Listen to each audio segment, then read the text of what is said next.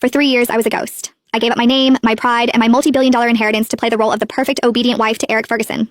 I was the woman who stayed in the shadows, donating my own blood to save his true love, while he looked at me with nothing but cold, soul-crushing indifference. To him, I was a charity case, a boring, penniless girl who got lucky. Then came the night his cruelty finally snapped the last thread of my heart. I didn't cry. I didn't beg.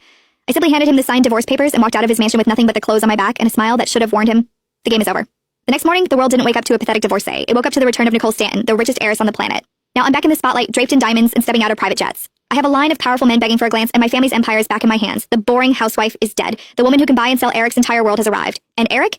He's suddenly standing at my door, eyes bloodshot, realizing he didn't just lose a wife. He lost the most powerful woman in the world. He wants a second chance. He wants to protect me. I laughed in his face, the flashbulbs of 1,000 cameras reflecting in my eyes. Mr. Ferguson, you're blocking my view. I have $1 billion fortune to inherit and a dozen more handsome men to meet before dinner. Don't let the door hit you on the way out. Ding! A message alert sounded. Please go to the hospital to donate blood as soon as possible. When Nicole saw this message, she was stunned for a moment like she had sustained a huge blow to her chest. The sender's name was Hubby. Ding! Another message immediately followed. It was a notice from the bank that she had received a fund transfer of $500,000. Nicole scrolled up to look at her message history with her husband. Remember to go to the hospital. Fund transfer $500,000. Remember to come to the hospital to donate blood. I say fund transfer $500,000. Hey, please come to the hospital right away. Fund transfer $500,000. In their 3 years of marriage, the time Nicole's husband, Eric Ferguson, initiated contact with her was to ask her to go to the hospital to donate blood. To be exact, to sell blood. Nicole's blood was sold to Wendy Quaid. Eric also treated Nicole as a stranger throughout their marriage. This month alone, Nicole had already given blood 3 times, which was more than her body could tolerate.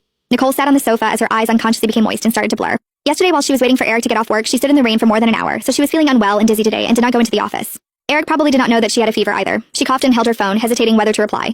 Suddenly, an unfamiliar number sent her a message that crushed her last ounce of perseverance and self-respect. Even if you are Mrs. Ferguson, you're just a nominal wife and shamelessly occupied this position for 3 years. Has Eric ever looked at you once before? He slept over at my place last night. If I were you, I'd find a rope to hang myself. You're just an interfering homewrecker. A homewrecker?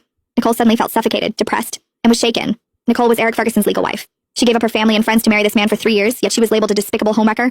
Once again, her chest felt like it was crushed. All those accumulated feelings for Eric throughout her humble days as his wife suddenly shattered into pieces. Following that message, a photo was sent to her phone. It was Eric's calm, sleeping face. His handsome, sculpted features were like an intricate art piece that made her so attracted to him, like a moth to a flame. This picture was an attestation to the message earlier.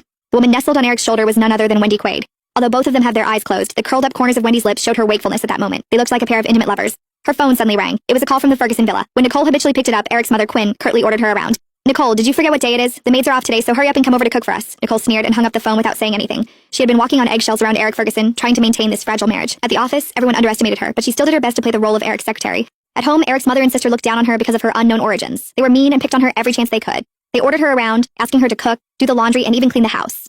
Nicole, who was supposed to be the young madam of the Ferguson family, was treated like a lowly servant. She stayed meek and obedient. She also never complained about any of this to Eric for fear of troubling him and putting him in a difficult position. She had endured so much that she was desensitized to it. Regardless of how much others despised her, Nicole was still willing to persist and endure all of it.